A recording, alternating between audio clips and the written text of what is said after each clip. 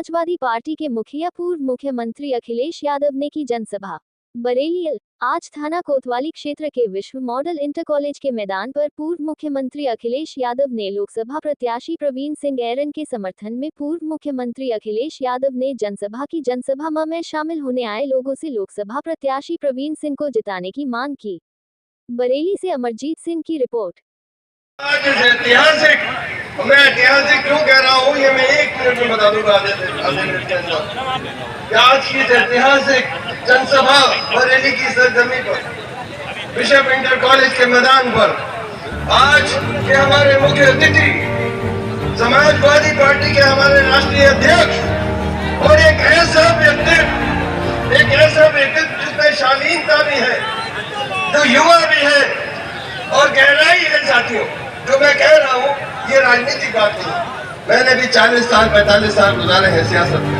मैं देख रहा हूँ, मैं एक छात्र हूँ, स्टूडेंट हूँ राजनीति का, समाजशास्त्र का, और जो गहराई, जो ठहराव जो एक बड़े नेता के अंदर चाहिए वो कम उम्र में हमारे राष्ट्रीय अध्यक्ष ऐसे राष्ट्रीय अध्यक्ष का मैं बरेली की सरजमी पर हार्दिक स्वागत करता हूँ। सभी साथियों की ओर से मंच में बड़े नेता बैठे हैं, सभी सम्मानित नेताओं की ओर से मैं बरेली में हार्दिक स्वागत करता हूँ और धन्यवाद देता हूँ कि उन्होंने अपने साथी के लिए समय निकाला और बरेली की जनता के लिए समय निकाला, बरेली के हर उस कार्यकर्ता के लिए समय निकाला। हमारे मंच पर जो उतने बड़े हमारे आदरणीय नेतागण बैठे हैं, बरेली मंडल के नेतागण बैठे, रोहिलखंड के यूपी स्तर के नेता हमारे बैठे, पूर्व विधायक की सम्मानित विधायकगण, आदरणीय हमारी महिला नेतागण बैठी है, हमारी बहनें बैठी हैं। साथियों, मैं आज 2-4 बातें बताना चाहता हूँ।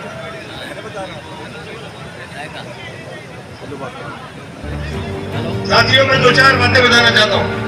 आदरणीय अध्यक्ष जी, उस परंपरा का आज मैं जब बैठा था तो मुझे एक छोटी सी घटना याद आई, जो आदरणीय बेनी प्रसाद वर्मा जी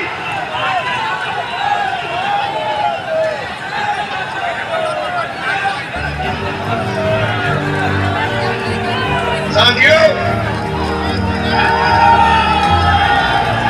हाथ बढ़ाओ नफरत भगाओ, हाथ बढ़ाओ नफरत बचाओ। तो साथियों, मैं आदरणीय मुलायम सिंह यादव जी की एक बात को याद करना चाहता हूं और एक उसमें बेनी प्रसाद वर्मा जी की बात मुझे याद आती है।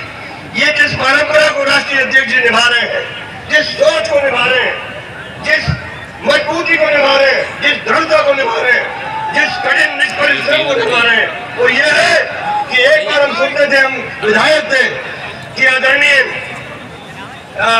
हमारे बेनी प्रसाद वर्मा जी नाराज है, लेकिन उसके बाद पूर्वी उत्तर प्रदेश में एक मीटिंग हुई थी, बहुत गर्मी थी, लेकिन उसके बाद भी पूरा मैदान भरा था। तो आदरणीय मुलायम सिंह यादव जी, जिन बेनी प्रसाद वर्मा जी के ऊपर जो ये भाजपा का जो गवर्नमेंट मीडिया है जो कह रहा था कि बेनी प्रसाद वर्मा जी हैं, तो उन्होंने एक बात कही थी आदरणीय मुलायम सिंह यादव जी के बारे में कि पिछड़ों का बाबा साहब भीमराव अम्बेडकर की परंपरा को, राम मनोहर लोहिया की परंपरा को, समाजवादी विचार की परंपरा को अगर कोई आदमी ले जा सकता है, पिछड़ों को जो आगे ले जा सकता है, वो केवल मुलायम सिंह यादव है, दूसरा नेता पैदा नहीं होगा। उन्होंने कहा था कि मुलायम सिंह यादव जी को संभाल के रखो। तो उस समय उन्होंने दिखा दिया कि समाजवादी कहीं कोई मनमुटाव छोटा मोटा हो जाए, लेकिन जहां तक समाजवाद की परंपरा का है, जहां तक बाबा साहब भीमराव अम्बेडकर के आदर्शों की बात हो रही है, वहां पर कोई समाजवादी जो है अनुशासन को नहीं तोड़ेगा। कोई अनुशासन जो रास्ता आदरणीय मुलायम सिंह यादव जी ने दिखाया है, जिस रास्ते को आज प्रशस्त कर रहे हैं हमारे यादव, क्या मैं इस क्षेत्र में आदरणीय अध्यक्ष की ताकत से जो ताकत आप लोग पहुंचाएंगे लोकसभा में, जो समाजवादी के प्रत्याशी आप पहुंचाएंगे, उनकी ताकत पे हम बरेली को ऐसा व्यवस्था करेंगे कि बरेली में फैक्ट्रियां लग सके। हमारे नौजवान बरेली में 30% नौजवान बेरोजगार है और एक फिगर के हिसाब से 40% नौजवान बेरोजगार है। किसानों की छुट्टा जानवर की वजह से जो बदहाली हो रही है, जो उनके मन में मायूसी है, उसे हमें आपको मिलकर दूर करना है। राष्ट्रीय अध्यक्ष की वो दबाव बनाएंगे केंद्र सरकार पे, इंडिया गठबंधन की सरकार पे, कि इनको हमें इतना मजबूत करना है, एक सीट महत्वपूर्ण है, एक सीट इतना महत्वपूर्ण करना है कि इनकी आवाज जिस तरह से आदरणीय मुलायम सिंह यादव जी ने देश को एक अच्छा राष्ट्रपति दिया, अब्दुल कलाम साहब की तरह, उसी तरह से जब उनके हाथ में निर्णय आया तो उन्होंने उसमें कोई धर्म जाति नहीं देखा। देश के लिए कौन सा राष्ट्रपति अच्छा होगा और अब्दुल कलाम अच्छा होंगे खुद ही। तो साथियों, जितना भी एक्सप्रेस वे, जितने भी बड़े बड़े एक्सप्रेस वे बनाए, क्योंकि इस देश की अगर समाजवादियों की सरकार होती तो उसके दोनों तरफ इंडस्ट्रियल सेक्टर बने होते, इंडस्ट्रियल टाउनशिप बनी होते। साथियों, इन्हें उस सड़क का, जो बहुमूल्य सड़क का आदरणीय अखिलेश यादव जी ने विजन किया, जो उनकी दृष्टि थी, जो सोच था, वो खाली हाईवे तक नहीं था साथियों, उसके आगे फैक्ट्रियां लगनी थी, पूरे एक्सप्रेस वे पे फैक्ट्रियां टाउनशिप बनने थे। उस काम को अब किया जाएगा जब समाजवादी पार्टी की दखल, एक असरदार दखल होगा, जब समाजवादी पार्टी के बिना कोई सरकार नहीं बनेगी। और कोई बड़ी बात नहीं है, सबसे बड़ी बात यह, बरेली में किसी से शिकायत नहीं है। हर बड़ा नेता अपने स्तर पर काम कर रहा है। राष्ट्रीय अध्यक्ष भी बताना चाहता हूँ, और जो इस क्षेत्र के प्रभारी नहीं है, पड़ोस के क्षेत्र के प्रभारी है, वो भी इसमें दिलचस्पी ले रहे हैं। मैं आपके नेतृत्व की तारीफ करना चाहता हूँ, किस सादगी और किस दृढ़ता के साथ आप जो नेतृत्व दे रहे हैं, उस नेतृत्व की निशानी की। मैं समाजवादी पार्टी में पहले था जब समाज क्रांति का गठन हुआ, मैं बीच में चला गया, मैं लौट के आया तो मैंने देखा कि इसमें एक अनुशासन की एक विचित्र, एक अजीब तरह का अनुशासन है, तो दिखाई भी नहीं पड़ता और बना रहता है। तो इन्हीं शब्दों के साथ मैं अपनी बात को खत्म करता हूँ। समाजवादी पार्टी जिंदाबाद, अखिलेश यादव जिंदाबाद, जिंदाबाद जिंदाबाद। बहुत बहुत धन्यवाद। जय भारत, जय हिंद। लोगों ने जब मन बना लिया है, संभल में होके आया हूं, तो मैं ये कह सकता हूं कि इस चरण में समाजवादी पार्टी और इंडिया गठबंधन 100% सीटें जीतने जा रहा है।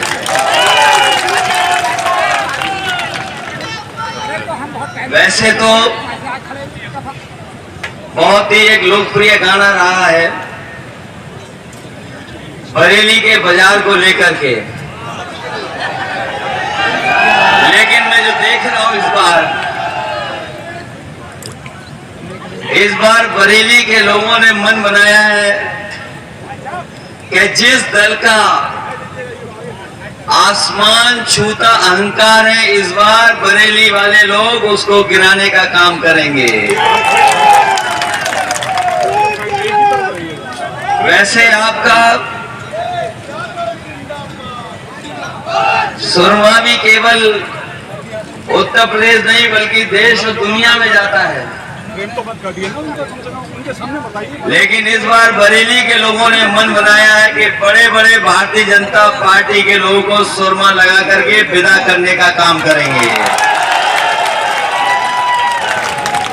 वैसे तो मैं अभी मंच पे जो सुना हूं, ये जो दूसरी तरफ दरार है, जो भाजपाइयों के अंदर दरार है, और सुनने में आ रहा है कि एक दूसरे को सुरमा लगा रहे हैं, मुझे पूरा भरोसा है कि इस बार समाजवादी पार्टी के प्रत्याशी ऐतिहासिक वोटों से जीत करके जा रहे हैं। ये 2024 का चुनाव हमारे आपके भविष्य के साथ साथ आने वाली पीढ़ी के भविष्य का भी चुनाव है, जहां हम किसान के, नौजवानों के, व्यापारियों के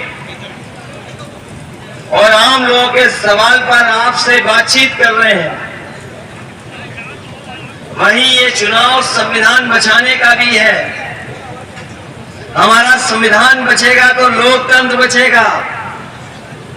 कभी इस धरती पर समुद्र मंथन हुआ था, ये 2024 का चुनाव लोकतंत्र का, संविधान का मंथन का चुनाव, जो संविधान की रक्षा करना चाहते हैं, संविधान को बचाना चाहते हैं।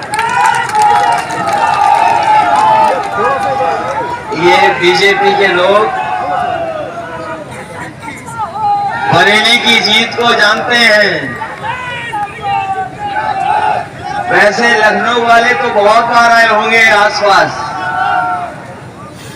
लखनऊ वाले तो बहुत आए होंगे आसपास, लेकिन सुना है दिल्ली वाले आए, उन्हें पहले ही जानकारी हो गई, केवल 1 किलोमीटर में घूम करके चले गए।